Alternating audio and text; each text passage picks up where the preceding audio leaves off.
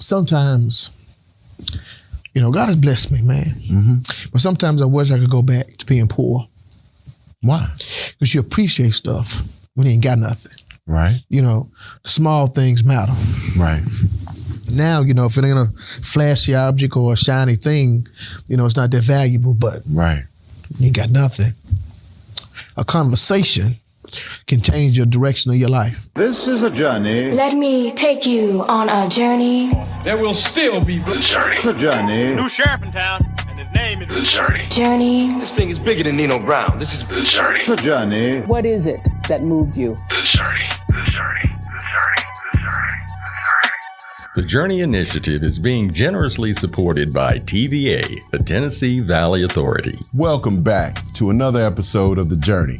I'm your host, Larry Robinson, and today we have a guest that I know you're going to love. But first, we're going to get to our quote of the day, and it comes from the great Martin Luther King, and it goes a little something like this.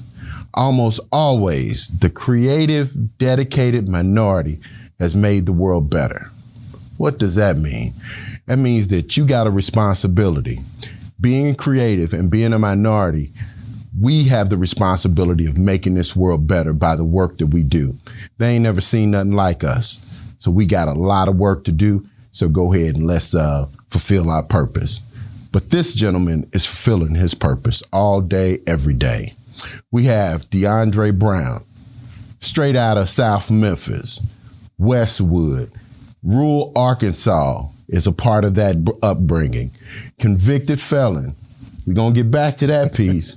Rhodes College grad, entrepreneur, father, husband, and many other aspects of this gentleman.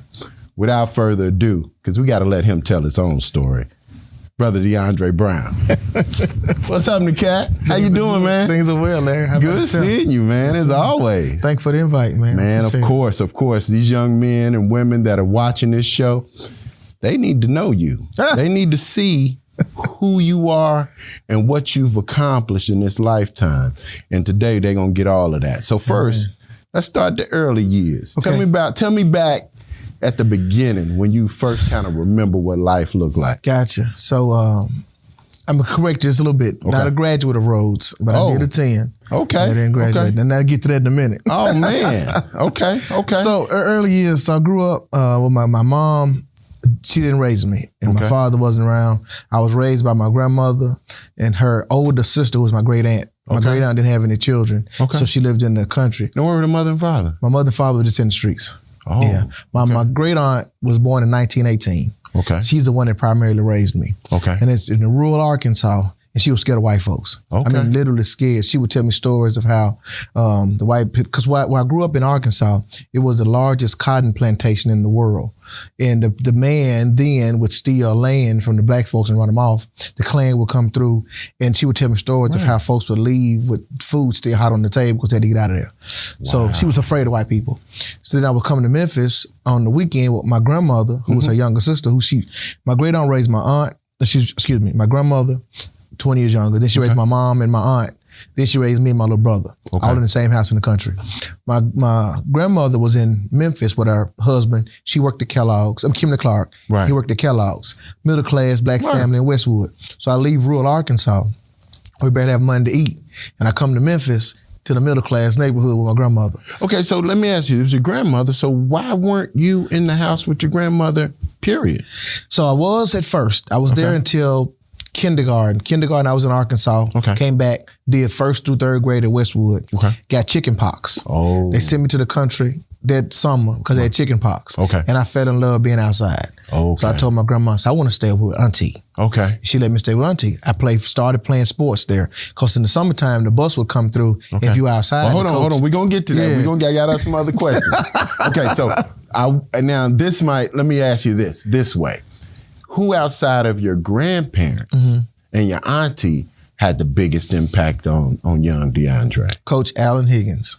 Why Coach Allen Higgins? He was the coach that drove that bus. Okay. We were out and he rode by, he picked me up. I didn't know anybody. He picked me up and said, you want to come to practice? Okay. Play baseball. I didn't want to play baseball. So sure. Okay. Went and started playing baseball. And he was my coach from fourth grade through Summertime, 4th grade, in junior high school, he was the primary coach. So when the primary coach came out in 7th grade, he was my football coach. Okay. And I remember going to Greene County Tech, never forget it. It was predominantly a white school. Our school was mixed, about 75% to 25%. Okay. This school was all white. Okay. And we go out, my first play of the game, I run a toss. And I'm scared of the people. I just stop. And then they do it again, and I just stop because it's white folks. I'm scared of them. They would come in and hit me. And he took me out of the game. And when he took me out of the game, I sat out for like a quarter. Okay. He put me back in the game, scored a touchdown. Because I didn't want to not be able to play. Right. And after that, I just touchdown. Wow. Okay. How different are you from the person you dreamed you would be as a child? If you were to say professionally, a complete turnaround. Not even in the stratosphere. Well, who did you dream as a child? Did you dream of being a professional athlete? Did you dream of being a doctor, lawyer? So funny. I dreamed of being a neonatal neurosurgeon. Yeah. What? Because my great aunt, the one that raised me, my aunt, she worked at a doctor's office. Okay. And she didn't have but an 8th grade education. So she would take me to work with her sometimes. And when I would go to work, I'd see her in her little shoes with the little SAS shoes, walking around, taking blood and all that. And I said, I want to be a doctor when I grow up. But also, this is funny, I wanted to be the guy at the full service gas station. Okay. That cleaned the windows and pumped gas. That's a far stretch. You know why? Why? He was the only black man I saw with a job. Every other black man I knew was a farmer, worked for the white man. He was at the gas station, and he would come to you every day. He'd speak to you. He'd clean your window, pump your gas, mows. Never forgot. And I want to be him when I grow up. Wow. Yeah, crazy, brother. When did you know you were going to be okay? At what point in your life did you say, I can do this. I got this thing called life? Well, my aunt told me, scared of white people, said, if you want to be good as white people, you got to be better. So it's okay. I'm going to do that. So I went to school, straight A student, till I got in middle school, made a couple of B's then because I got distracted with girls. Okay. Since I was on the blackboard in my class from 4th through 6th grade, I was the athlete, star athlete. President of class from 8th grade to graduation. In organization as president, I was the president of it. In 11th grade, the people wouldn't even run against me. You've been your leader your whole life. It's just been in there. And I didn't know, it wasn't intentional. Right. I was nominated by a cousin of mine in 8th grade. So they consolidated the junior high schools. Predominantly white school, predominantly black school, and our school, which was about half and half. We all consolidated, come to class the first day. They say, we're going to nominate a class president. My cousin raised his hand, nominated me. I have no idea why. And I won. Okay. So after I won that one, the next year a couple people ran against me, won again. What was the racial makeup of that? At that time, it was about 60-40. Okay. Yeah, about 60% white, 40% black. Okay. Yeah, and then the next time I won again, then, like I said, 11th grade, nobody ran. The principal called a meeting with some of the students in my class and said, somebody needs to run against DeAndre. And they're like, for what? What decision did you make as a young person that turned out to be a life-altering decision? When I started trying to figure out how to get over. So my grandmother worked good, had a Corvette. My granddad had a Cadillac. I'm 19 now, and I want to have that stuff, but I'm in school. How do I get that? And then for some reason, my mind went to, maybe I can break the law. Maybe I can get it. I can get it. They said, this is in the crack era. They selling dope next door. Give me some dope and sell some dope. Oh, man. But I didn't understand. We're going to talk about that. Yes, sir. We're going to talk about that.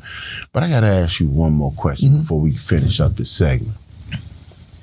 When did you realize that you, DeAndre Brown, was a brother, was a black man? Was there a moment that happened? 4th grade. Okay. Elementary school. Hold on. Yep. Listen, we're going to come right back where Brother Brown is going to share with you when he realized he was a brother. Stay right there. We'll be back on the journey.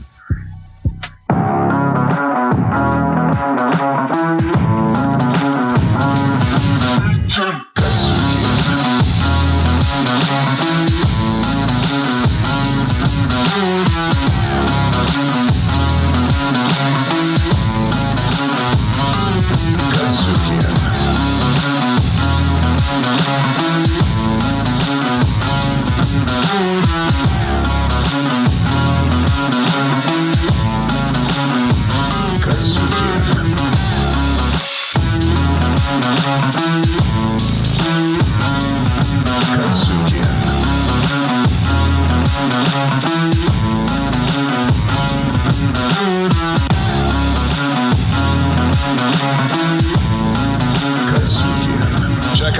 KUDZUKIAN favorites now.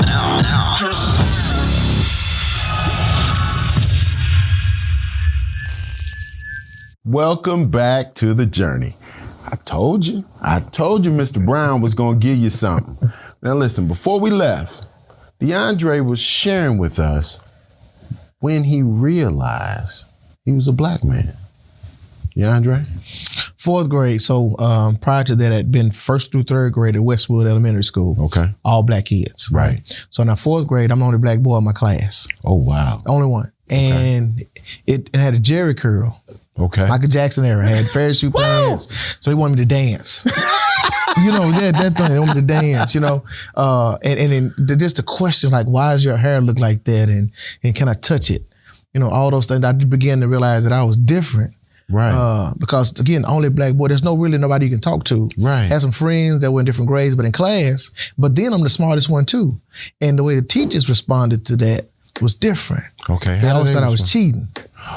Oh, you know, wow. I don't have to study. God has blessed me. I can remember things. If you say it, I'm going to remember it. Right. So if the teacher said it, I could remember it. Right. And then I'm the athlete, I'm the leader. But it was different because, so the high school, the elementary school is in the birthplace of Johnny Cash. Okay. So it's white. Okay. I was not treated differently outwardly, if you will. But you knew something was back there. Right. But it was never, you black, never called a nigga, none of that. Okay. But you could feel I was different. When did you realize that it could be held against you being black? 6th grade, same school. Okay. Just a little thing we were doing. The boys were playing some games and we doing it to each other. And we were getting ready to come to Memphis for a field trip. Okay. And whatever the game was, I did it with the rest of the boys. And they told me I couldn't go on the trip. The only one. My mom came across, never forget, she came across with her boots on. Because remember, my mom was in the street. She was still out there. And they weren't going to mess with her baby. She came in there and told the white folks off. Really? Problem was, I couldn't go on the trip still. But I knew then I was different because that wasn't really a suspension, but I wasn't able to go on the field trip. And I'm the best student in the class. I'm the best athlete, but I can't go because of what everybody else was doing. I'm the one that get excluded. And you were the only black in the class? Mm-hmm. Only black boy. Had a couple of girls, but only black boy. Wow. Wow. Okay, let's go back. Let's go back to rural Arkansas. Tell me about some of your fondest memories, some of the things that make you just, when you think about today, old man DeAndre, bring that smile, bring that 3-year-old smile to your face. Yeah. What's some of those things? Man, I just love being outside. I love working with my hands. Okay. And anything we needed, we could do. We had a small garden in the backyard. We had raised a few chickens, had some hogs. You know, we could go fishing if we wanted to. And I had some friends. So wait a minute. The brother that I'm looking at that's smooth, sharp as a tack every single day. You're a country boy down. Country as hell. Okay. Oh yeah, I'm country. Chickens and all of that. Oh yeah. Ride, me and my partner, he had some horses. We ride horses. I can ride a horse bareback with no bridle. Really? Oh yeah, we get in those cotton fields, cotton be about 8 tall. Right. And we just go fast as we could, just riding them. Really? Oh yeah, I miss those days, man. How has that helped you in what you do today? How has those memories helped you today? I learned the value of true friendship. I learned that anything you need, any lessons, can be taught through nature. If you just watch how nature operates, everything has a role and nature takes care of itself. Okay. And if you have a struggle and you just look outside and pay attention, you can get all the answers to all of your problems through nature. But the friendships are the main thing because we knew we were in the minority and we were all poor. Right. We were so poor when in the 10th grade, my pipes burst in the house. So I didn't have running water in our house from 10th grade to we graduated high school. No running water.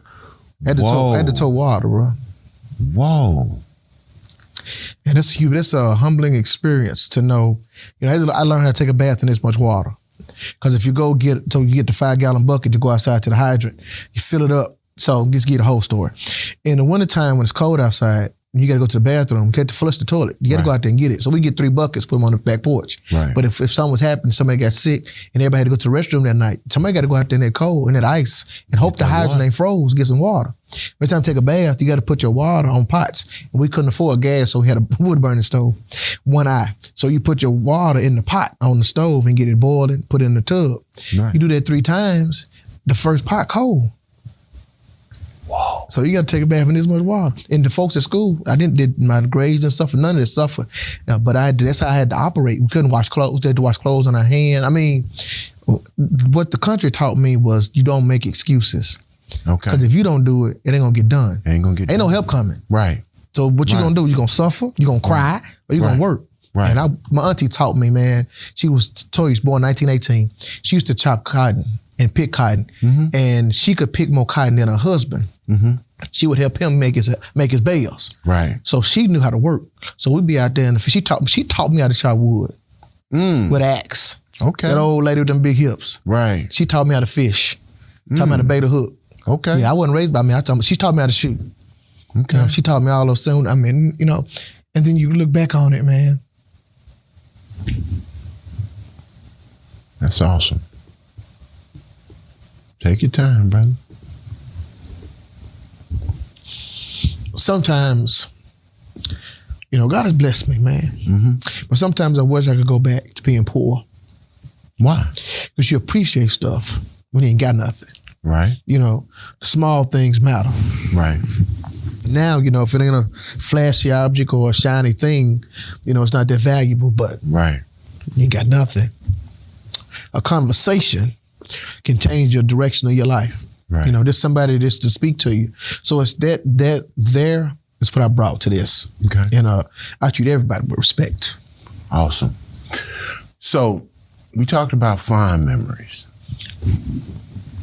I remember talking to you one day, and you was telling me you were at the top of your game in high school, and you had an issue that I want you to talk about.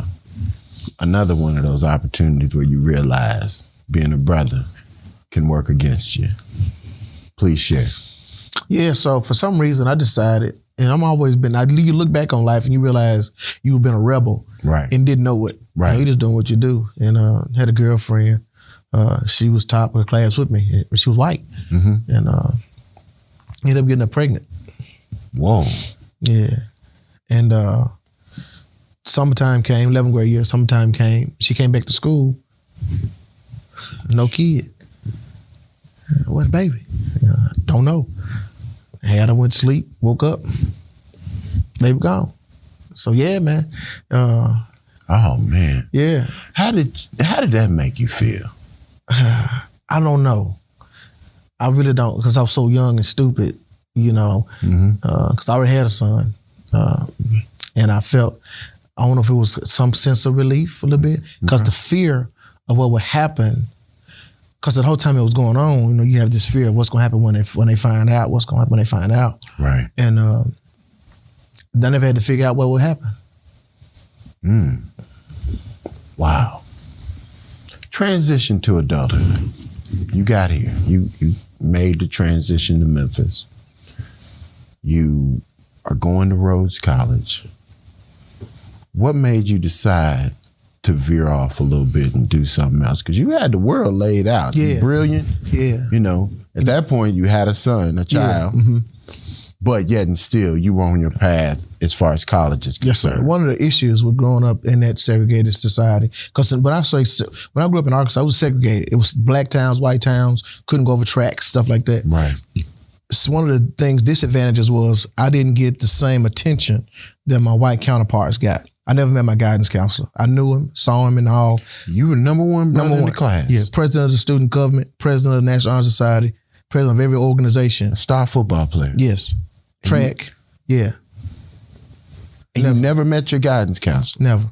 Wasn't a conversation. So I only applied to 2 colleges, Rhodes and Morehouse. Got accepted to both, full scholarships to both. But I chose Rhodes because my girlfriend could spend that open dorms. And I was going to play a little football too. Wait, slow up. That's it. Wait a minute, you accepted Rhodes because they had open dorms and your girlfriend could spend the night. Yeah. I ain't know nothing else. Hadn't seen anything else. Hadn't been in any other college except Arkansas State. I couldn't afford to go to Morehouse to check it out. Right. But I got recruited to play football and they told me these things. Like, that's where I'm going. It was free too.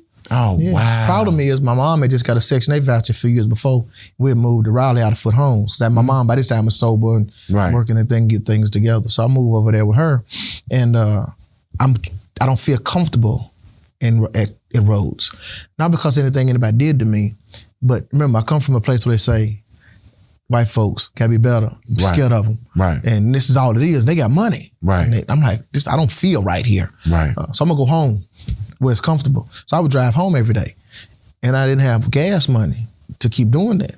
Try to work at FedEx on the weekend, play football, run track. Couldn't do that. Them 12, 13-hour shifts, so they back breaking work. They ain't playing. Got practice. I can't do that. So I said, you know what? They selling next door to my mom. She lived in a cove. They were selling dope next door. It was a dope house, and they had a bucket.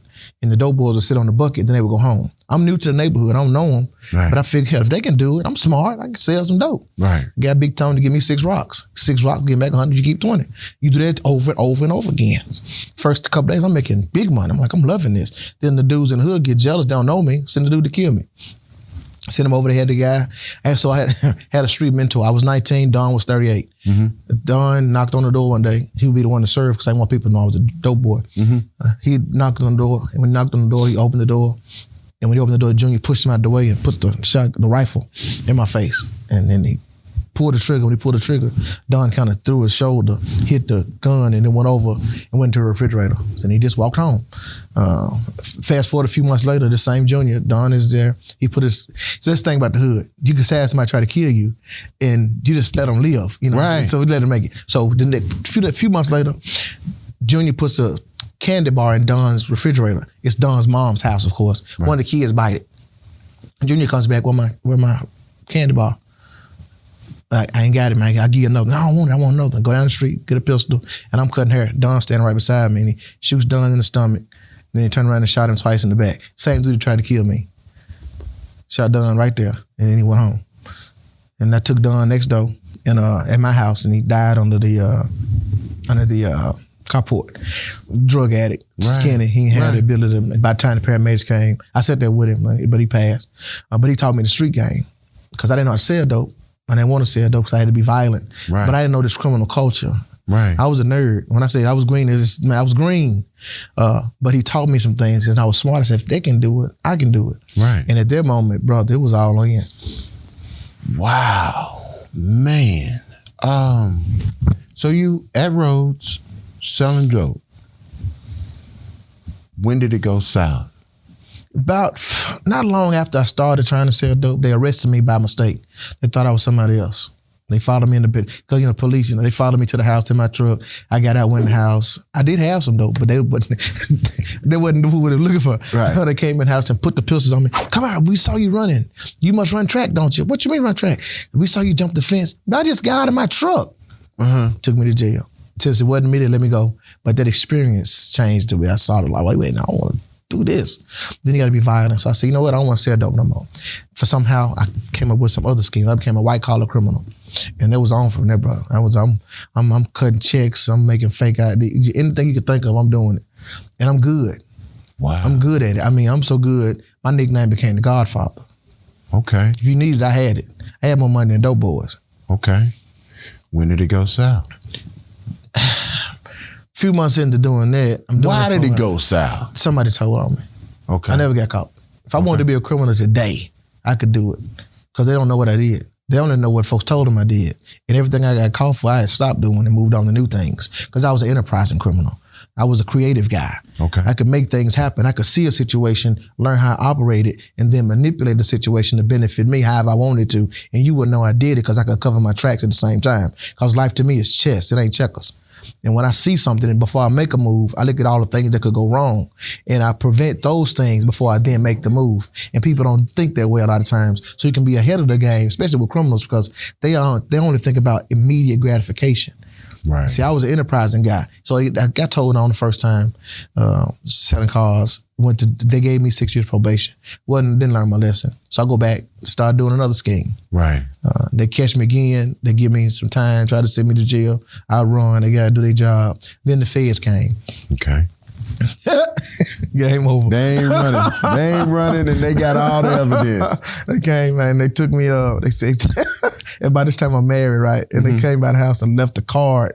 First of all, they called my mom's house looking for me. I'm in the house. And that's how I know your mama gonna take care of you. And back in them days, we had call ID. Right. And on the call ID, Federal Bureau of Investigation is just too long. So it would say Federal Bureau of N. Right. We knew who it was. Right. She called, hello, is DeAndre running? He ain't here. I hung the phone up. But get your ass out of my house. so I'm gonna leave. Then they went to my house with my wife and left the card. I finally called the woman back. I'll go to see her at the FBI office, and she explains to me what they're charging me with. Then I said, I was talking about, I don't know.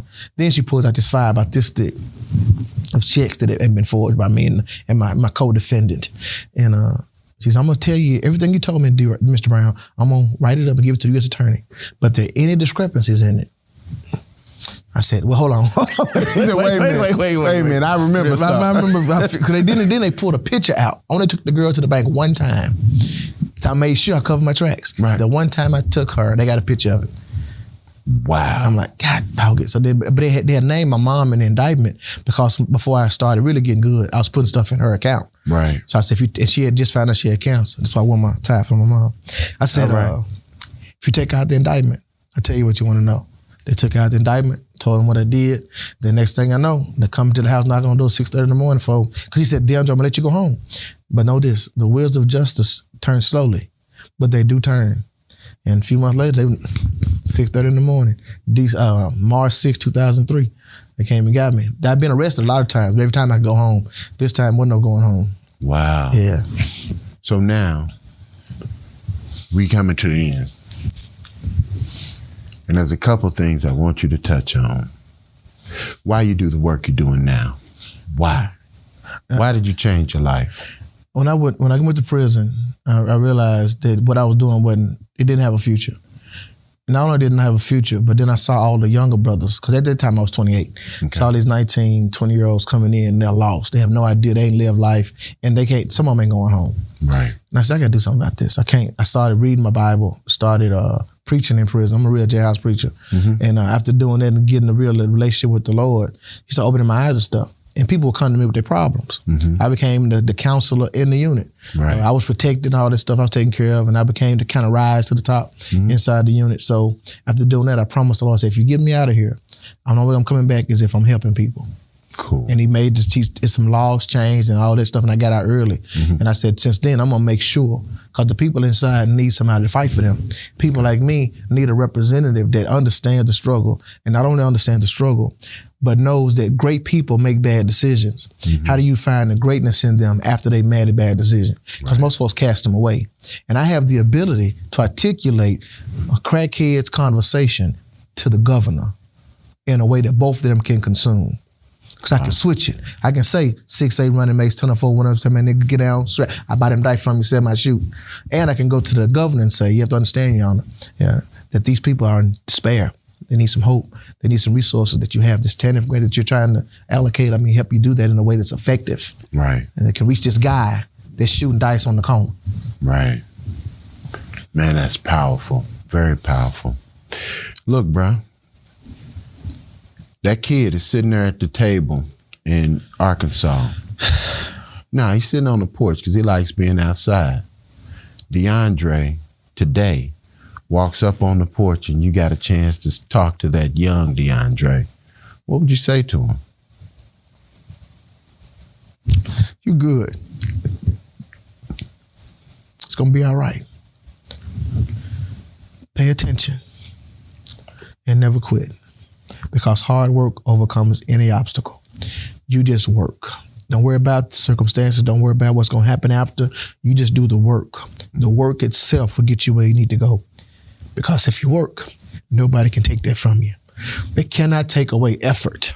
So you must give maximum effort all the time and don't make excuses. I don't care if it's cold, if it's hot, if it's raining, if you don't feel like it. The most important time for you to do it is when you don't want to.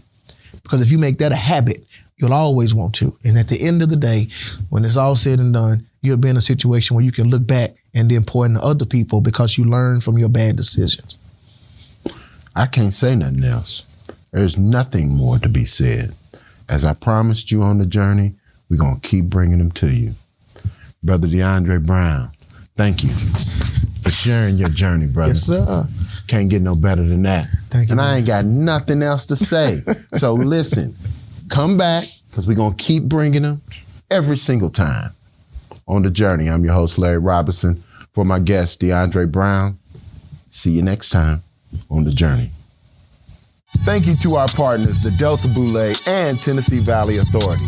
To hear more incredible stories like this, be sure to download the KUDZUKIAN app from the App Store or Google Play. Or check out the Journey Memphis podcast on all your major podcast providers. Also, check us out on the KUDZUKIAN Network.